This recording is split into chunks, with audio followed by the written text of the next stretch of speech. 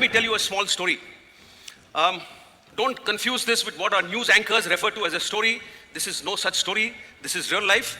And I will recount it as I walked through that gentleman's life. It was probably 2003. And I was a lieutenant colonel. We were deployed in a difficult area. And so about 2:30 in the afternoon, I got a information from a local source that in X village, there are 5 militants. So I got through to that company commander on a high frequency radio set because he was a distance away from me. And I told him, Mal, so many villages, so many militants, go. Now, was that my plan of action? Yes. So was I smoking a pipe and standing on a model and moving, little pieces around before I made the plan? It doesn't happen in real life. When it comes to terrorism and militancy, that is contact. You act, you'll succeed. At about 5 o'clock, I got a message on the radio set. This is a message which nobody likes to hear. So the message I got was, Sab, bande ko goli lag gayi hai, which means one of our men has been shot. To me, that is failure. It means on my watch, nobody must get shot. 2 people have a weapon, somebody will get shot. But if somebody gets shot because I have been inadequate in my planning, in my commitment, or in my haste to take a decision, then I must be hanged for it. That is a failure of leadership.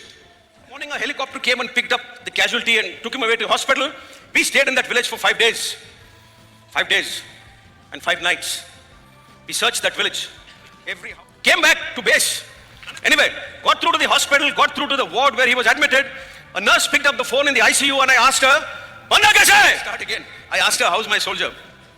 She said, sir, his femur has fragmented at 2 places. Now please understand, the doctors here may know, when you break a bone, it breaks like this, clean. When it fragments like this, multiple pieces. Which is why there was blood all over on his leg. So femur left 2 places. Keep a long story short, he had small holes on the left side, but he had a hole the size of a baseball on the right side. The fact is that when he was put into the helicopter the next morning, his entrails and inside were put in a little polythene bag and put inside the helicopter. When he fell, his chest hit a rock, like that. Now, those days, the bulletproof vest was a sheet of iron. So the iron, when it hit his chest, 5 of his ribs got fractured. So I said, put the handset near his ear. The transmission of the good wishes of so many of our men, I will relay to him, will help him get better. So she got the handset near his ear and said, sir, you can speak. And I asked him, Nimbaram, that was his name. Nimbaram, he was from Sikar district in Rajasthan. And I asked him, Nimbaram, kya haal hai tere? How are you, son? For about 15 seconds, there was no response.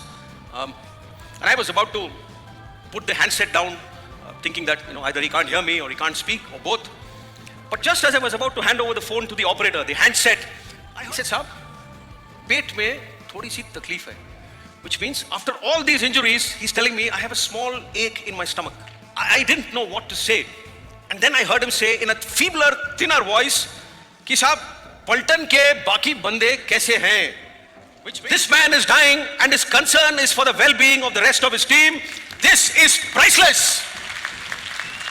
This is the soldier who works for us day in and day out.